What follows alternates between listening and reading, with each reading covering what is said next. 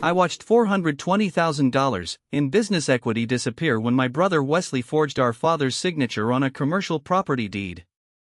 He thought he stole our family's custom cabinetry shop. He believed his business degree made him smarter than everyone in the room. Using an alt for obvious reasons. Specifics adjusted, the receipts are not. My name is Cole, and I ran my father Frank's custom cabinetry shop in Columbus, Ohio, for 10 years. The shop was called Frank's Cabinetry, and it was everything to my dad. He started it in a drafty two-car garage with nothing but an old Delta table saw and a dream. By the time I took over the daily operations, we had a 7,000-square-foot commercial workshop for full-time employees and a reputation for building the finest walnut and white oak kitchens in the county. The building and the land were completely paid off, valued at a solid $420,000 according to our last commercial appraisal. We also maintained a healthy cushion of $65,000 in our primary business checking account to cover lumber orders and payroll during the slower winter months. My older brother Wesley never cared for the smell of sawdust. He was the golden child who went off to a private university, wore Michael Kors sunglasses, and drove a leased BMW that he could barely afford. Wesley viewed the family business as blue-collar grunt work beneath his dignity. He spent his time launching failed digital marketing agencies and asking our parents for loans that he never paid back. My father Frank always defended him, claiming that Wesley just needed to find his footing in the corporate world. Meanwhile, I was at the shop at 6 o'clock every morning, lifting heavy sheets of plywood, designing detailed CAD layouts, and dealing with demanding residential contractors. The trouble began 2 years ago when our dad suffered a severe stroke. It left him with limited mobility and mild cognitive decline, meaning he could no longer live independently or manage his financial affairs. Our mother had passed away 5 years prior, so the responsibility of caring for Frank fell squarely on my shoulders. I moved him into a comfortable assisted living community that cost $5,500 every month. To cover this expense, I used the distributions from the cabinetry shop, which was generating a comfortable profit. Wesley, on the other hand, suddenly became deeply interested in the family business. He started showing up at the workshop unannounced, wearing expensive tailored suits, and offering unsolicited advice on how we needed to scale our operations. I told Wesley that we had a steady pipeline of loyal clients and did not need his marketing advice. Wesley laughed, adjusted his watch, and told me that I had the mindset of a simple laborer. He said that our father's illness changed things and that the business needed a real executive at the helm. I ignored his arrogance because I was too busy managing 3 major kitchen renovations for a high-end builder called Oak Ridge Custom Homes. That contract alone was worth $130,000, and I could not afford any distractions. A month later, I noticed the first red flag. Our regular lumber supplier, a local yard we had used for 15 years, called me to report that our corporate credit card had been declined for a $12,000 order of premium rift sawn white oak. I was stunned because our operating account should have been overflowing. I logged into our online banking portal and discovered that someone had transferred $30,000 out of our business savings account and into an unknown external account. When I looked at the transaction history, the transfer had been authorized by Wesley, who had somehow been added as a secondary administrator on the corporate banking profile. I called Wesley immediately, my hands shaking with anger. He picked up on the third ring, sounding completely casual as he ordered a drink at a local Starbucks. I demanded to know why he took $30,000 from the company account. Wesley sighed heavily, acting as though I was a child who did not understand high finance. He told me that he had used the funds as a short-term capital injection for a new marketing campaign that would bring the cabinet shop into the modern era. He claimed the money would be returned within 30 days and told me to stop micromanaging the big picture. I reminded him that the money was meant for lumber and our father's medical care. Wesley snapped back, telling me that as the oldest brother, he had a legal right to protect our father's assets from my small-minded decisions. He then hung up on me. I tried to remove his access through the bank, but the branch manager informed me that Wesley had presented a signed power of attorney document from our father, granting him full authority over Frank's personal and business finances. I visited my dad at the assisted living facility that evening to ask him about it, but his confusion was heartbreaking. He could not remember signing anything for Wesley, but he also could not remember what he ate for lunch. Instead of fighting an expensive and lengthy legal battle over the power of attorney while trying to keep the shop afloat, I decided to play the long game. I knew Wesley's greed would eventually cause him to overplay his hand. I quietly went to the state registry and formed a brand new, independent corporate entity called Cole's Architectural Millwork. I did not tell a single soul in my family about it. I went to our top 3 commercial contractors, including the owner of Oak Ridge Custom Homes, and explained that I was transitioning my personal design and fabrication services to a new entity. Because they trusted me and did not care about the name on the invoice, they happily agreed to sign their upcoming contracts with my new company instead of Frank's Cabinetry.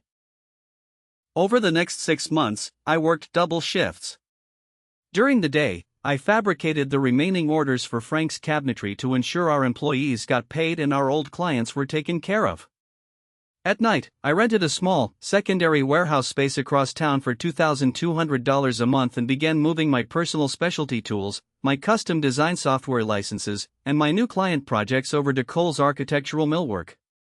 Wesley was completely clueless about this transition. He was too busy driving around town in a brand new Ford F-150 King Ranch that he bought using a new commercial loan he opened under the original family business name. Wesley began treating the original shop like his personal piggy bank. He rarely showed up before noon, and when he did, he spent his time boasting about how he was going to franchise the business. He brought in a sleek Michael Kors briefcase and started printing out fancy brochures. Meanwhile, the actual craftsmanship was suffering because Wesley refused to approve funds for machine maintenance. Our main edge bander, a critical piece of machinery worth $45,000, broke down, and Wesley told me to just use hand tools because he did not want to spend the cash to fix it. I knew exactly where the cash was going. He had completely drained the remaining $35,000 of our original operating cushion to pay for his truck lease, his high-end dinners, and his personal credit card bills. The true breaking point arrived on a rainy Tuesday morning in April. I was looking through the old metal filing cabinet in the back office, searching for a historical blueprint for a repeat client. Tucked behind a stack of old tax returns from 2018, I found a manila folder that did not belong there. Inside was a freshly stamped and recorded property deed for our workshop building, alongside a commercial lease agreement. My heart stopped as I read the documents. The deed stated that Frank's Cabinetry had transferred ownership of the entire $420,000 commercial property to a private holding company called Wesco Holdings LLC for the grand sum of $1. The signature at the bottom of the deed belonged to my father, Frank. But I knew my father's signature perfectly. He always connected the loop on the letter F, and he had a very distinct tremor in his pen strokes ever since his stroke. The signature on this document was perfectly smooth, completely fluid, and unmistakably forged. The notary stamp on the document belonged to a close personal friend of Wesley who worked at a local predatory loan office. The second document in the folder was even worse. It was a commercial lease agreement between Wesco Holdings and Frank's Cabinetry. Wesley's holding company was charging our family business a staggering $8,000 every month in rent to occupy the very building our father had paid off decades ago. Below that, there was a printed bank ledger showing that Wesley had already transferred 3 months of rent, totaling $24,000, out of the business account and into his personal holding company. He was actively bankrupting our father's business while legally stealing the real estate out from under us. I sat in the dim light of the back office for a long time, holding the forged papers. I felt a deep, cold fury, but I did not storm into Wesley's office. I did not call him to scream. I knew that if I confronted him emotionally, he would immediately hire a slick lawyer, tie me up in probate court for years, and destroy whatever remaining stability our father had left. I needed a clean, lawful, and absolute victory that would strip Wesley of his power without giving him a chance to wriggle away. I took the documents to a trusted real estate attorney who specialized in commercial fraud. After examining the forged deed and the bank records, the attorney told me that we could file a lawsuit to contest the transfer, but it would take 12 to 18 months and cost upwards of $30,000 in legal fees. Furthermore, during the lawsuit, Wesley could legally evict the business or shut down operations, destroying my income and my ability to pay for our father's assisted living. Then, the attorney gave me a crucial piece of information. He looked up the property records and discovered that when our father originally expanded the workshop 10 years ago, he had taken out a secondary commercial mortgage note of $150,000 to fund the expansion. While the building was mostly paid off, there was still an outstanding balance of $54,200 on that original commercial loan. The attorney pointed out that when Wesley transferred the property deed into his fake holding company, he forgot to account for the existing commercial mortgage lien. In his extreme greed and rush to steal the land, Wesley had assumed the building was completely clear of debt. Because Wesley had been draining the family business account to fund his lavish lifestyle, he had missed the last 3 consecutive mortgage payments to the local regional bank.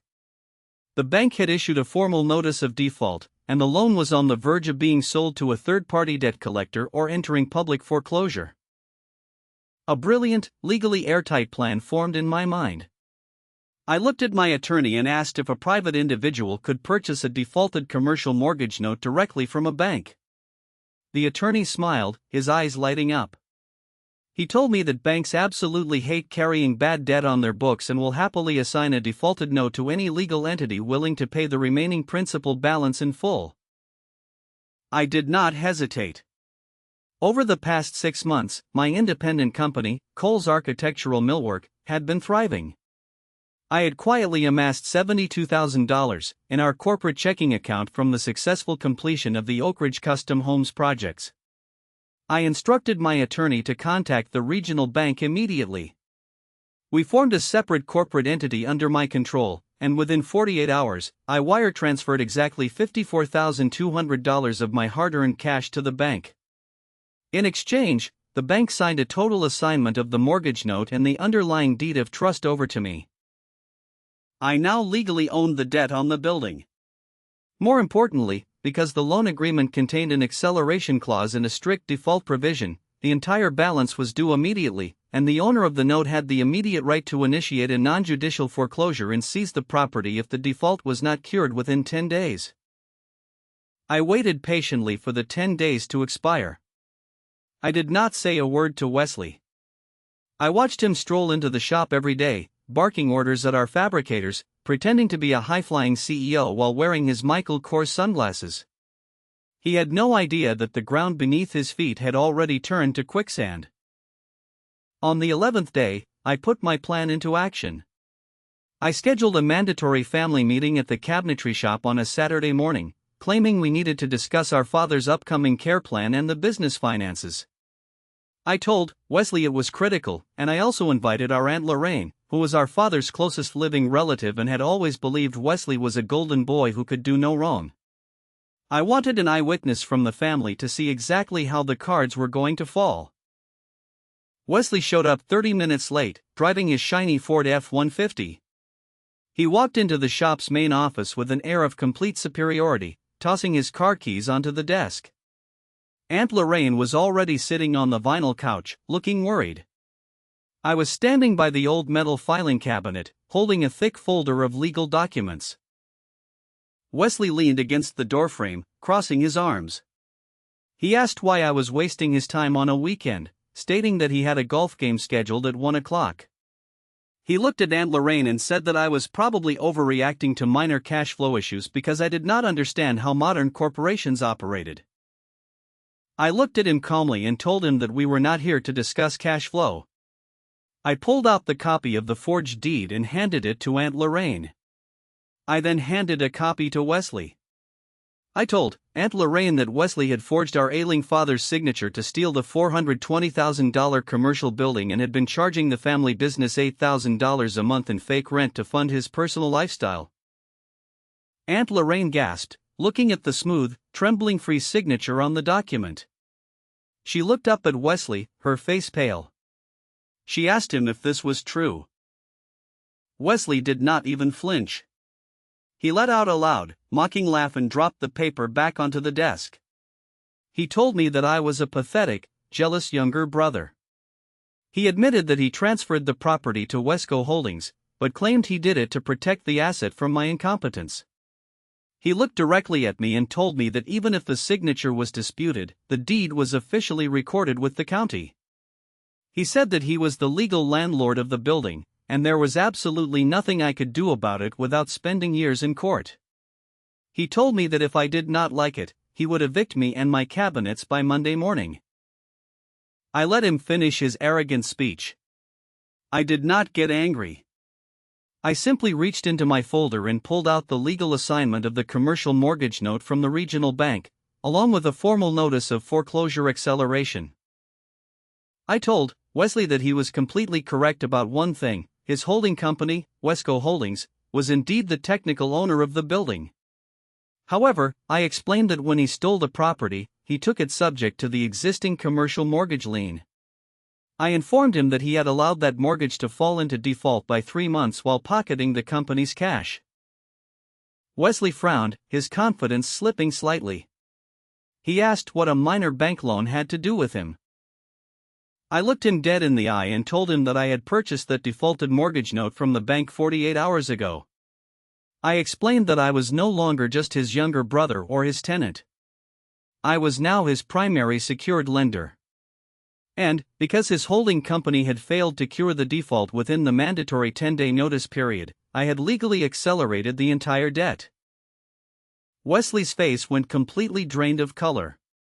He staggered back a step, looking at the bank documents in his hand.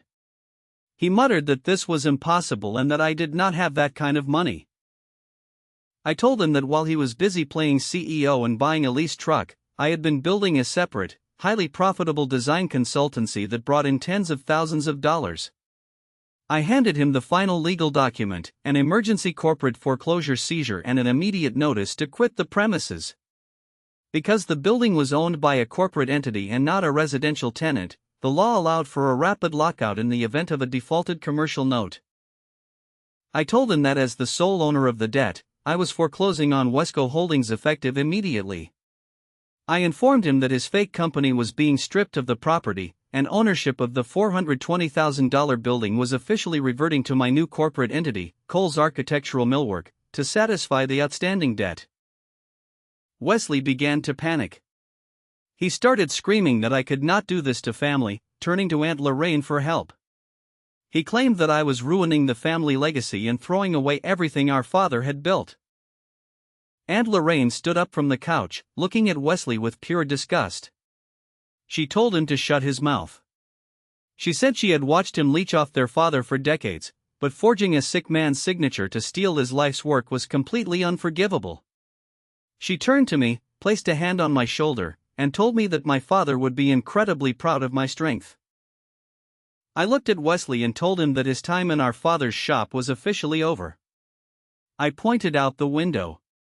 2 commercial locksmith vans had just pulled into the gravel parking lot, along with a local private security detail I had hired for $1,500, to ensure a peaceful transition. I told Wesley that he had exactly 15 minutes to gather his personal belongings and leave the property. I informed him that if he ever set foot on the land again, he would be arrested for criminal trespassing. Furthermore, I let him know that my attorney had already forwarded the original forged deed, the fraudulent power of attorney, and the bank ledger showing his $24,000 embezzlement directly to the county prosecutor's white-collar crime division. Wesley realized he had completely lost. He did not have the money to pay off the mortgage note, he did not have the money to hire a top-tier criminal defense attorney, and his golden child status had evaporated in front of his own family. He grabbed his Michael Kors briefcase, snatched his car keys off the desk, and stormed out of the office, cursing loudly under his breath. The security guards escorted him to his leased truck, and he peeled out of the parking lot, throwing gravel into the air. Within 2 hours, every lock on the 7,000-square-foot facility had been changed. I formally dissolved the original Frank's Cabinetry corporate name and rolled all the physical assets, the machinery, and the 4 loyal employees into Cole's Architectural Millwork. The employees were thrilled because I immediately gave them a $3 an hour raise using the funds that Wesley would have otherwise stolen for his truck payments. The legal aftermath was swift and devastating for my brother. The county prosecutor took the forgery case incredibly seriously because it involved an elder victim with cognitive impairment. Faced with overwhelming evidence, including the notary friend who immediately cracked under interrogation and admitted to falsifying the stamp, Wesley was forced to sign a strict plea agreement. He avoided active prison time only because I requested leniency for our father's sake, but he was sentenced to 5 years of intense felony probation and ordered to pay full restitution of the $30,000 he took from the savings account, along with $24,000 for the fraudulent rent payments. Because his credit was completely destroyed and his marketing clients deserted him once the criminal charges became public knowledge, Wesley had to sell his prized Ford F-150 and move into a cramped, one-bedroom apartment on the bad side of town. He currently owes over $112,000 in total personal liabilities, including his legal fees and the outstanding balances on his various maxed-out credit cards. He works an entry-level retail job just to make his monthly restitution payments to my father's trust. Our father Frank remains safe, happy, and meticulously cared for at his assisted living facility. His face lights up every time I visit him and show him pictures of the massive white oak kitchens we are building. He doesn't understand the complex legal warfare that took place, but he knows that the workshop he built with his own 2 hands is still in the family, safe and thriving under his son's care. Wesley tried to play chess with a stolen board, but he forgot that I owned the ground he was standing on. Speaking of relatives who think they can outsmart a contract, reminds me of the time my aunt tried to claim an entire lake house because of a handwritten note on a napkin.